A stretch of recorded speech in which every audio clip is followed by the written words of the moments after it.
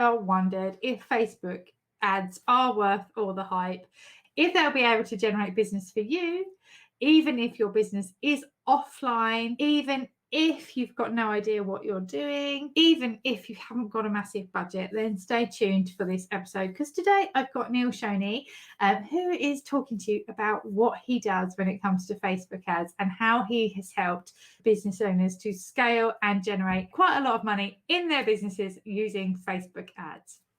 I go through some of my own issues and anxieties. We talk about the myths to try and make it something that you feel that you can do in your business. So stay tuned and enjoy this episode.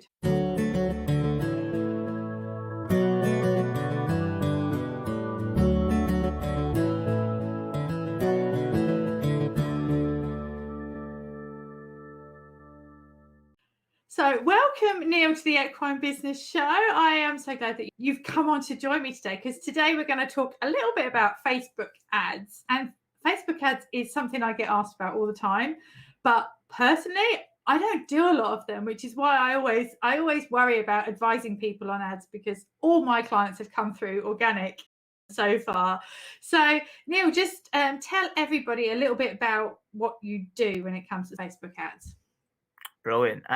Well, first of all, I'll contextualize it for anybody who's watching on video here. Worst wallpaper in the world, will keep you up at night, even with the lights off.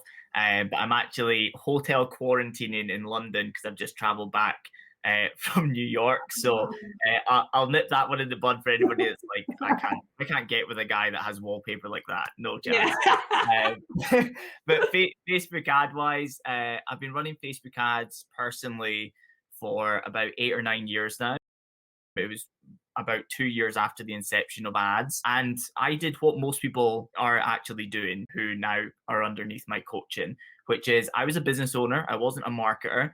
I thought, I'll launch this big business. I'll make myself liable for hundreds of thousands of pounds a year in this massive event in Glasgow. And everybody will buy into what I want to sell, obviously. And had a really, really tough time selling it for the first few months. I was in big, big trouble. And I was forced to learn marketing very quickly, right across the board. I had to learn social media very quickly, Facebook ads, email marketing, funnels, the lot. I was forced into it. But with that, I had to learn very fast. And we ended up having a really good first year in the business. It took me 5 years to scale it and sell it to the biggest events company in Scotland. And from that, people started to find out that I never went down the traditional route of advertising big exhibitions via magazines, newspapers, TV. It was just Facebook ads. Yeah. And so that led to clients and word of mouth business that sold out very quickly. And then I've been teaching people the same ad success formula that I've been using for so long for the last 2.5 or 3 years now. And we've had thousands of people come through it now. It's been really, really successful. And it's just a fun subject, in my opinion. Yeah, it's one of those things that it just like the minute I even get to Facebook, like the ads manager, I just go, oh gosh. And I'm actually quite techie. Like I can do a lot on tech. I'm an email marketing expert. I've built websites and I'm really techie. It just fills me with anxiety, because I guess it's kind of that if you get this wrong and you don't get a payoff. And I've had other businesses in the past where I have gone down the route of advertising in the magazines, and they're all so expensive, and then you get nobody, and it's like throwing your money away, which nobody wants to do. So how do we make sure that we get ads that actually generate that return on investment? What is your key advice to people on that? Well, we have a bit of a 5-step formula that like I went through myself. I very quickly sort of started working out what was the reason why this ad campaign worked, and I would start formulating it, and then that became my template for clients, and it became my template for coaching and everything.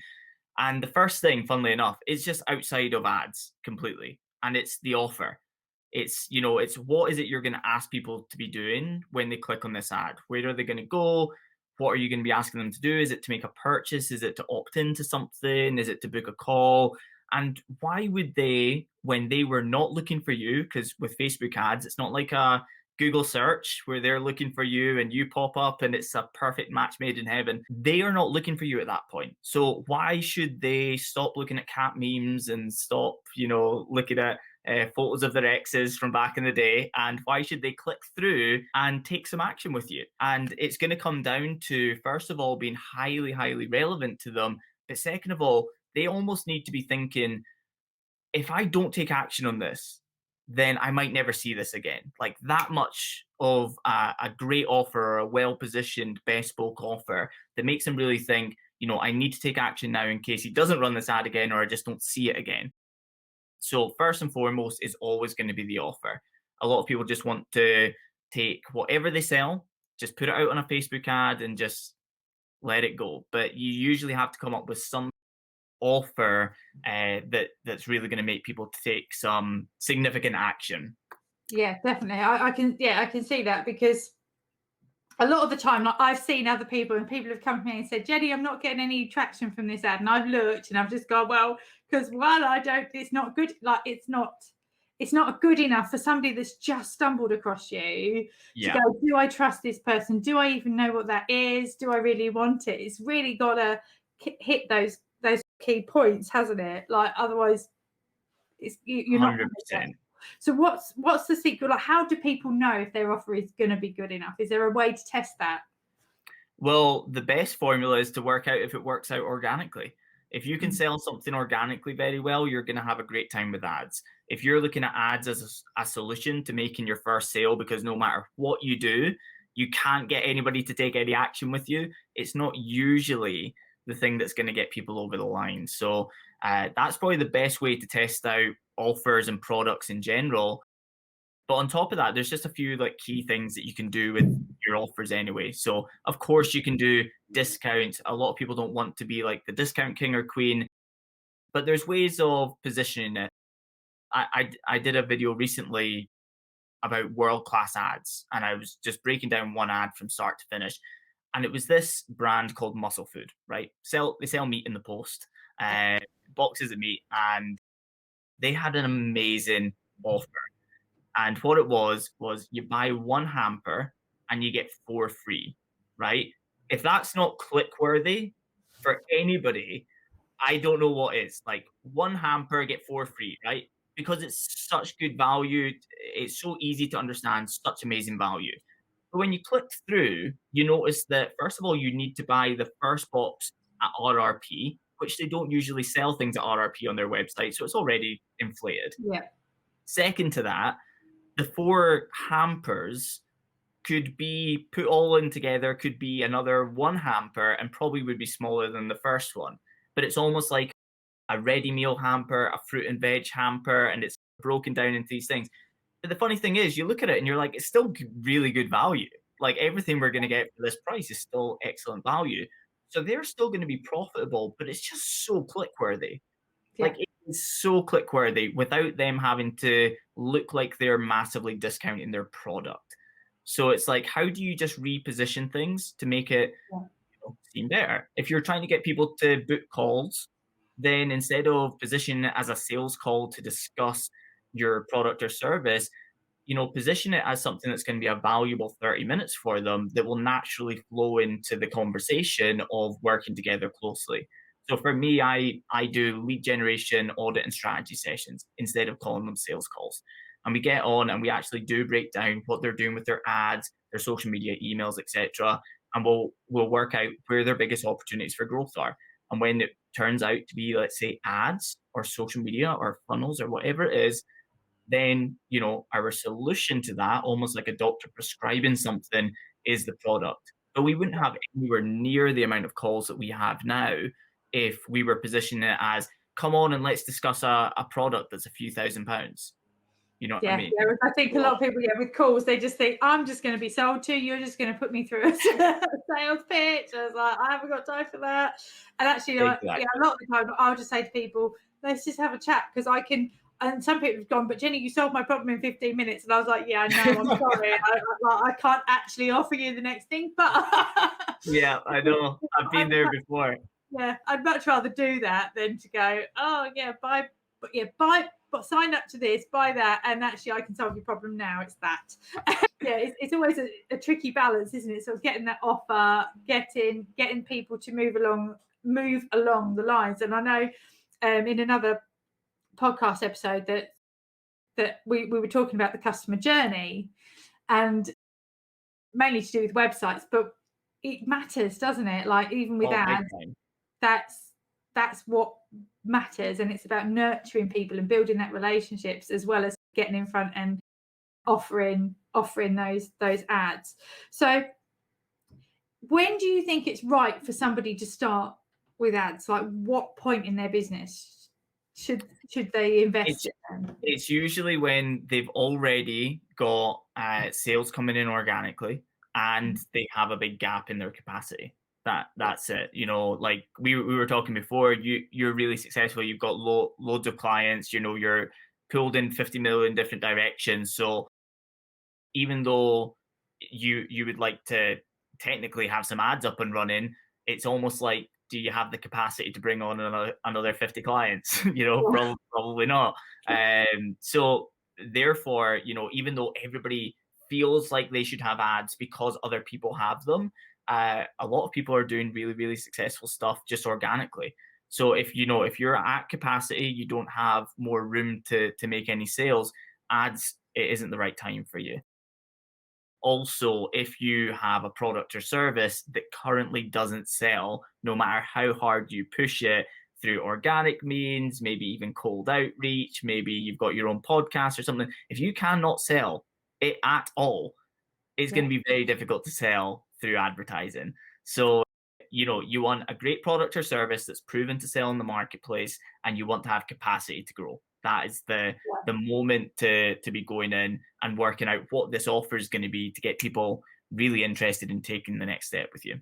Yeah, definitely. And then once you've got that, because I know like there's quite a lot of people who listen to my podcast that like their equestrian business product ranges. They'll have like clothing or horse equipment and stuff like that. So ads could work really, really well for them. So like what would you say would be the one thing that would stop the ad working well, and what should they do? Funnily enough, the biggest thing, even though it's before we even start running ads, the biggest thing that will make the difference is the offer. So, you know, if it just isn't positioned as a good offer, it's going to be difficult to sell. But the other thing that breaks down a lot of the time is the variation that you give Facebook.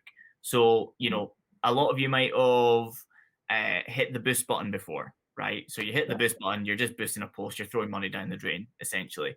And everybody hears you should go through Ads Manager and you should, you know, create an ad in there, and that's when you get an advanced ad. But the scary thing is when you actually go through that process, and Facebook gives a really, really simple 7-step process to launching your ad. So you hit the green create button, you just follow their process, and by the end of it, you've actually chosen who you're going to be targeting. You've created your ad from start to finish. It's all optimized as far as you can see, and you've hit publish. And everybody goes, amazing, that was easier than I thought. And then the ads almost always fall flat on their face. And me having done, I don't know, 7, 8 years of Facebook ads, if I was running ads like that, I would fall flat on my face most of the time as well, because we don't give Facebook enough to work with. That means that we have to have optimized the campaign perfectly. We need to have chosen the perfect audience throughout that process. And then the advert, the thing that people are actually going to see, needs to be word for word perfect, has to be the best image that you could possibly have, and it needs to resonate with that audience. You know, that's very difficult to just choose, you know, without market research and teams and this, that, and the other. But Facebook give us an amazing thing, even though they don't tell anybody about this, which is, I have no idea why. It's basically the reason why everybody does our ads training so successful, is after you've done that, all you have to do is hit the duplicate button a few times. You duplicate your audiences to add in more variation. So instead of just targeting people who are interested in, you know, one single thing, let's say horse riding, right? So you might do that as an interest, but then you might do, you know, equine veterinary services as another interest. But you work your way through and you come up with 5 different interest targeting. The funny thing is, the thing that you would have only set up on its own might fall flat on its face. but one of your other audiences can perform exceptionally well. But Yeah. we don't need to add any more budget. They just spread it. They spread it across and they work out which audiences are going to work well. And then we hit the duplicate button on the ads themselves. And all we need to do is just change the image. That's it. We can go further. We can change out copy. We can add images and videos together in there. But we can just quite simply add in other images. And now we have 5 images for Facebook to work with. And by doing this, even in that scenario, we're talking about one campaign with 5 audiences and 5 ads. That's 25 chances for Facebook to find a winning formula. Yeah. So you've literally just in one, it'll probably take about 15 minutes to go through that process. And it's really simple. You've done it once, you'll never need to learn it again. It's very simple. In that scenario, you've gone from 1 chance to get it right to 25 chances to get it right. Yeah. And that's the key to having really successful Facebook ads, is having that variation in there.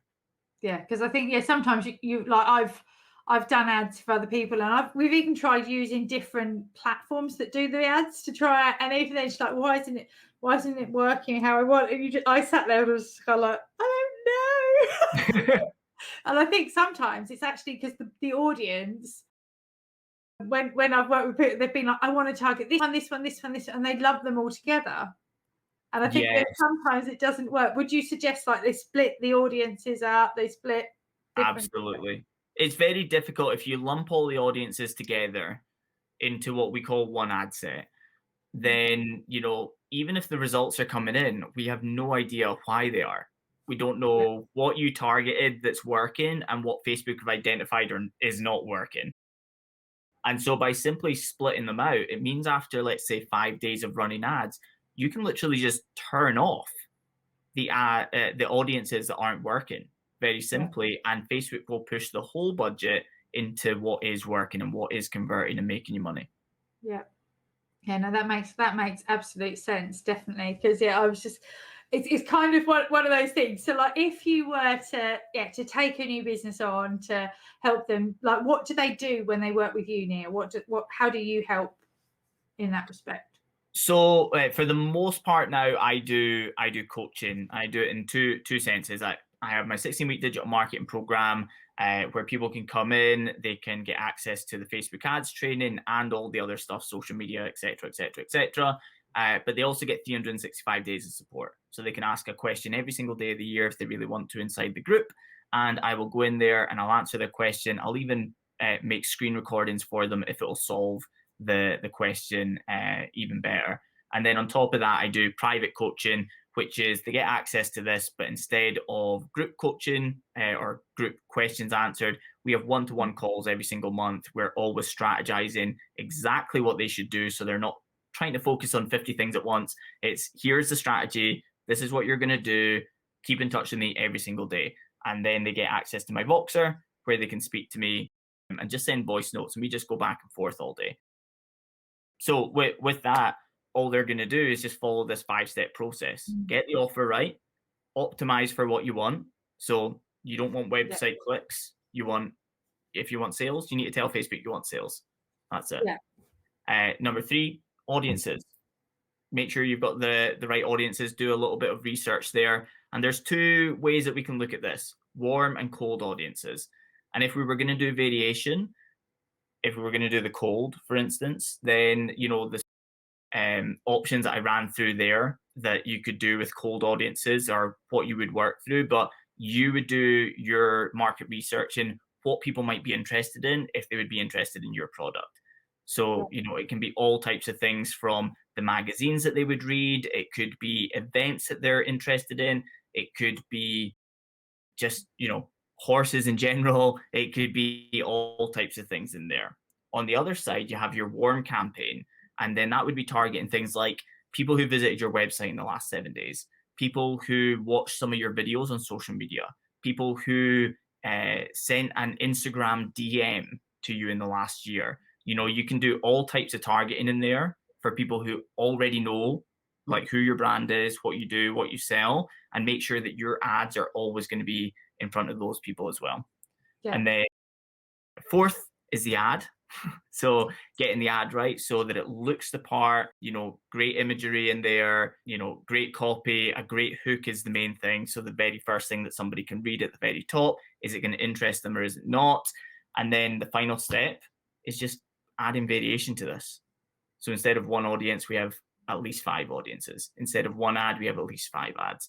And with that, we go from one chance for Facebook to get it right to 25 or 50, depending on if you do 1 or 2 campaigns. That makes perfect sense, because I was just thinking like of the experiences that I've had in the past. Like I've been with Facebook since like my first business, which was back in like the day that Facebook launched, and the way that it's all changed, and the way that we've also grown, and the knowledge. And it's so important, like with this stuff, to get the right help, isn't it, and get the right support, because I know if I was to just sit there on my own and try and work this out, I'm more likely to actually spend more money and waste it.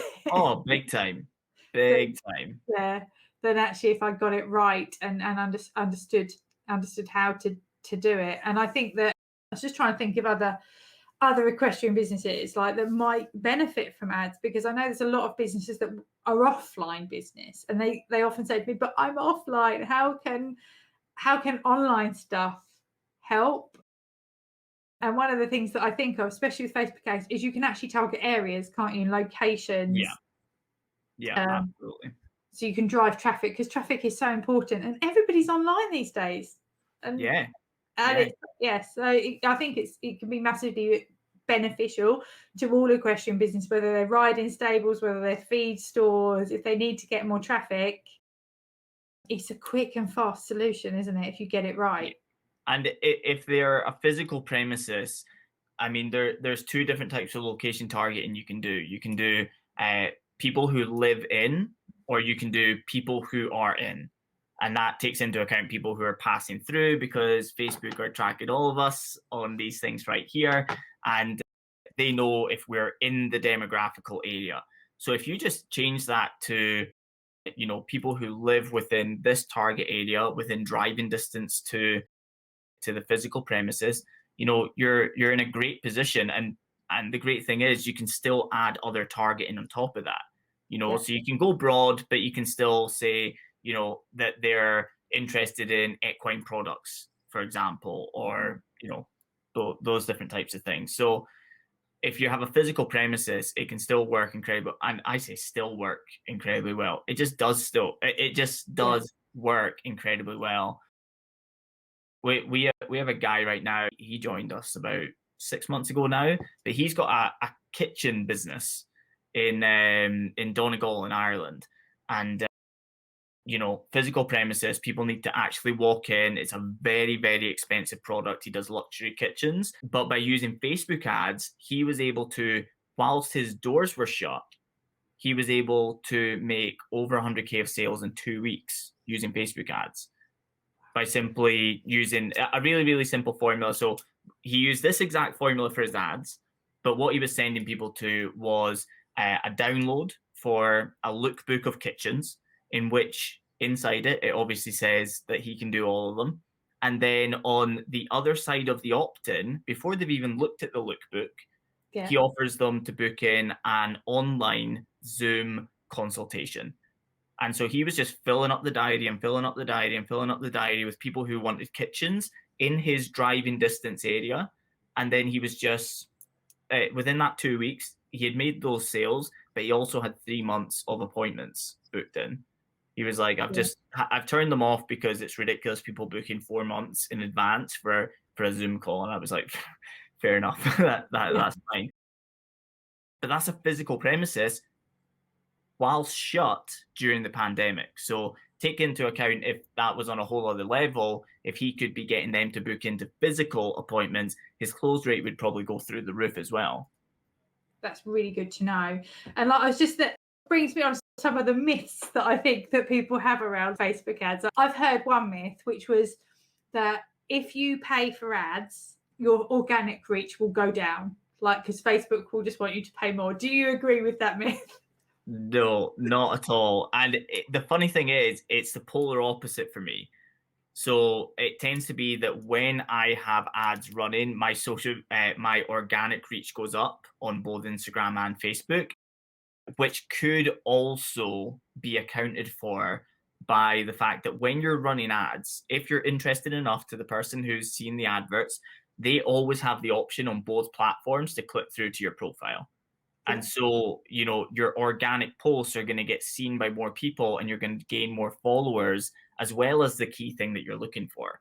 So, as long as your ads are interesting enough and well targeted enough, I tend to find that organic reach significantly goes up at any time when I'm running ads. Yeah. And so another myth that I was just thinking is people think that you need to have a lot of money to start on Facebook ads. Like, what is the ideal, like, I know it depends on most businesses, but what's the minimum budget that you've ever run and got results from? Probably a better example would be the people who've come through, because I wasn't really too feared to it at the start, but a lot of people are like, I don't know what's going to happen here, so I don't want to put a lot of money in at the very start. And so what I tend to say to people is start at like £3 to £5 per day. Like, start really small. We'll start to figure out what audiences work well, what adverts work well, before we start putting significant budget behind it. And we had an e-commerce business recently that went from about 3K a month of monthly income into her e-commerce store to about 18K a month. And she was just doing £3 per day, ticking away, ticking away. And the highest that we've ever been able to get her to was in the region of about £20 per day. And that's just because she's so scared of increasing the budget. She can see that's what's gone out, that's what's come back in. She's just so scared. I'm always like, raise the budget, raise the budget, raise the budget. So you can start really small. You can see really significant results before needing to put any money behind it. And I like going with that. I don't like the risk of somebody, skimming my course, not really taking in like that you need to do this, you need to do this, you need to do this, trying to fast track it, and then saying, I'm spending £100 a day on ads, Neil. What's happening here? I like them starting small so we can address anything that could potentially go wrong and fix it before they start spending significant money on it. Yeah, no, it's one of the sort of things that I'm always saying to people. You need to vet everything. Like, if you were to buy a horse, you'd vet it before you actually put your money in there. The same with your ads. Put a little bit, invest what you can afford, and then go through. Make sure, validate that it's actually working. Establish that you're actually getting the results. So you're doing the testing. Do that, and then and then build it from there. Raise the bar slowly rather than set the bar ridiculously high. Lose all your money, fall flat on your face. It doesn't work. Yeah, start low, work up. That's always a good sort of idea. What other myths do you often get? Like, what other excuses people often give you that they can't? Well, the two things that I hear the most from people who, like, before they'll book a call with me or whatever, I'll get emails saying, but is this not the case? Is this not the case? And the two that I tend to find is, first of all, people say that Facebook ad costs are going up all the time.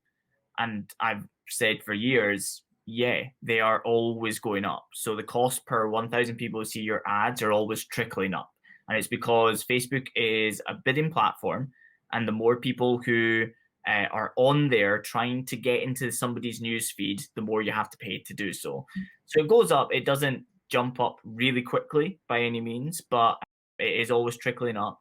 And what I've always said to people is, but as costs go up, Facebook are always getting better at their job. So Facebook optimizing 5 years ago was rubbish. It was rubbish. You had to be super specific about who you targeted. Some people now, actually, as one of their tests for who to target, will be no targeting.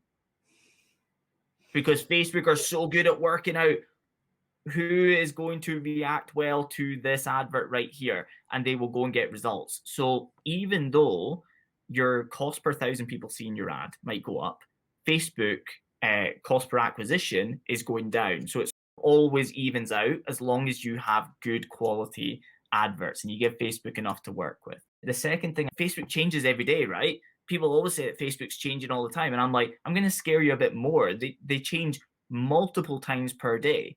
And guess what? What you see on your ads dashboard might be ever so slightly different from what somebody else sees, because they're running split tests all the time to see what works best. Okay. So people panic about that. But man, the changes to Facebook are so insignificant. It is crazy. The biggest changes tend to come about once a year, and it's something like you can now advertise on WhatsApp, and it's nothing more than checking a box. Yes, Yeah, put out this ad on WhatsApp as well. yeah, Or this button moves from the left hand side of the screen to the right hand side of the screen. But everything that we did with Facebook ads 7 years ago, well, actually not 7 years ago, in the last 5 or 6 years, is still exactly the same. Back in the day, you didn't have the beautiful ads platform. You used a thing called Power Editor. It was like spreadsheets. It was horrible. But now everybody gets the beautiful platform that has step-by-step processes. Not much changes on a yeah. day-to-day basis. Ultimately, it's in Facebook's interest to make it work for you, I guess, Yeah, as well. I know a lot of equestrian business owners struggle because there's certain things that you can't put in ads, like words and things that they trigger. A lot of the time when people put horse, they think that you're trying to sell, then you're not allowed to sell animals, are you, on the Facebook platform? And so they'll often find that because they were trying to advertise a magazine or something and they put this horse magazine and then they're like, no. yeah. And they have to then go through the rigmarole of trying to get somebody to actually look at it. Is there any other things that you have to be careful of when doing ads? Well, sticking to their policy is really important. But the good thing is, like the scenario that you just spoke about there is unlike a lot of people that come to me. Like a lot of people are like, do you think I'll get away with this when they're actually trying to get around the system? Whereas if you actually say horse and you're not selling the animal, you can still use Facebook ads. So the good thing is when you appeal that advert, you're going to get them approved. Yeah, It's like as close to guaranteed as you can really get. So you don't really need to worry about that stuff, but you do have to, you know, avoid anything else in the policy, such as actually selling the animals, or talking about anything to do with money. They hate people that are topless, but that's more personal trainers and stuff. Unless you've got like a calendar yeah. So around the they're horses. very good now. The technologies, yeah, will scan the images. It'll scan. Yeah, absolutely. So there in the line of business that you and your listeners are in, there actually isn't too much other than the fact that you can't sell livestock on Facebook ads. Yeah, but yeah, it's certainly something that I think people should explore as to whether it's right for them. So if somebody wanted to work with you, Neil, what would they need to do? Like, where can we find you? Probably the best thing to do is just start a casual conversation. Instagram DMs is great for me. So at Neil Shoney Mac, all one word. It looks like Neil's honey. Unfortunately, something I didn't realize until I made my website that. But anyway, Neil Shoney Mac on Instagram. Send me a quick DM. We'll have a quick conversation. There's no pressure, and we can just jump on a 15-minute call if it feels right, to discuss the business and see if ads are right for you. Because, like I said, I'll be very honest. If somebody comes on, and they go, well, I don't really have any capacity right now, but I think I should be running ads. I'm going to say, do you want to catch up again in 3 months and see where you're at? Maybe you should just, Yeah. milk your And you've organic. also got a really good little free training, I think. Is that they're available on your Instagram as well? I think I did Yes. something with yours So last week. I've got a great training called Advanced Ads Made Easy, and it walks through this process, but also with a visual so that you can see, hey, this is what most people have, and then this is what you'll have once you've used the duplicate button a few times. And then we run through examples of audiences, we run through examples of ads. It only takes about 45 minutes and it's completely free. So Yeah. that's Advanced Ads Made Easy. You can find it either through the link in bio in my Instagram page, or you can go to neilshoney.com/ads. That's it. Yes, that's nice. And it's well worth doing. And like one of the things that I think you said in that is like, it's not just the return on investment that you get from doing the ad. It's not like that immediate cash. It's the customer lifetime value that you've got to start calculating as well, and how much that customer is going to be worth to you over and over again, because that's really important. I think people forget that, don't they, when they're thinking about their ads. Yeah, absolutely. And especially if you're looking at like cold traffic, which means that there are people who don't know who you are. So if you can actually start converting people who had no idea who you were before they saw your advert and put it into a break even or profit, then you're acquiring customers that are going to be so much easier to get to the point of second and third and fourth and fifth purchase. So yeah, as a customer acquisition tool for first time customers, It's just one of the most incredible ways to grow the brand. It's also amazing, like you're saying there, if it's not all about profit, there's also the things on the back end as well, such as, if you use the system of having a lead magnet and then selling somebody on the back end of the lead magnet, then for the, let's say, 95% that don't purchase, that have opted in, they just build out your email list. And then you've got this great thriving email list that's come through a lead magnet, who know your systems, know what you stand for. It's a great person to have on that list. So, if you can be breaking even, or even profiting, or significantly profiting from the start, all those back end things are beautiful. It's such a key thing I focus on. I love the fact that you're an expert in email marketing. You really push it hard.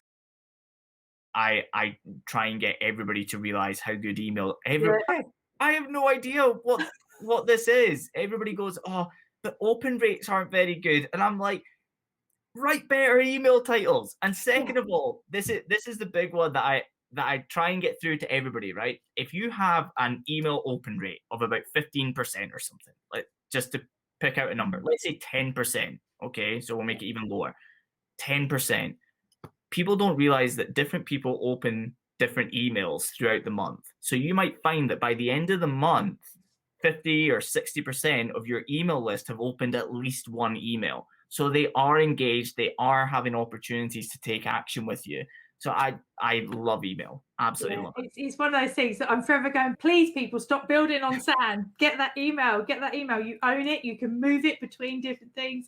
And then people, they'll send an email and they'll go to me, oh, Jen, that worked. I can't believe you've been doing that for 10 years. And now I've got 3 sales and I've only sent 1 email. And it's like, yes, it matters. And I've got one company I work with, and we did their first email last week, and they were like, it was the email that pushed us over our target. If we hadn't have done the email, they don't think that they would have hit their target for that month. It makes such a massive difference. And so it's about that relationship building, and you need to use everything. And as you say, like, sometimes the open rates look like they're terrible and they're shocking, and you're like, oh, it's only like 15%, but actually you can normally see in the statistics, show me how many people haven't opened an email in the last 3 months or last month. And like with mine, there's 0. Everybody on my list has opened an email recently from me. So it's brilliant. Like, you've just got to understand that they'll see some, they won't see some, and it doesn't have to be complicated or anything hard. It matters, and ads are a great way to get that email list built fast, aren't they? And get more people into what you're doing, and start that nurturing, because it's what it's all about ultimately. If we want to make profitable businesses, we've got to have people to sell to. Yeah. And it's easy to sell to people who know, like, and trust us. So thank you so much for coming on, talking to me today. I will make sure I include any links in the show notes so that if anybody wants to get hold of you, they can. Is there anything else that you'd like to let anybody know before we finish? No, I'm just going to ask for your prayers that I end up outside of these 4 walls at some point soon. So you get isolated. So I've actually already done 14 days. You only need to do 10. But I'm actually here for visa interviews for immigrating to the US. So they've now got my passport, and I need to wait for that to come back to me. So I honestly don't know if I'm going to be here for another week or another 4 weeks. I just need to stay put. I think I might even change hotels just for a change of scene. Honestly, I booked this hotel because it has such a great desk and like swivel chair and everything. It's like perfect for work. But man, that wallpaper is scary. I've seen worse though. I've definitely seen worse. So thanks so much for joining us. Thanks so much, Jenny. So if you got value from this and you'd like some more help with your business, don't forget to check out the show notes, where you can find out more information about Neil, and also about how I help equestrian business owners to add some online horsepower and to nail it in their businesses. Don't forget to hit the subscribe so you get notified when we drop a new episode of the Equine Business Show. And if you've got any questions, please do let me know. hello@jennybush.com. I will see you soon. Bye.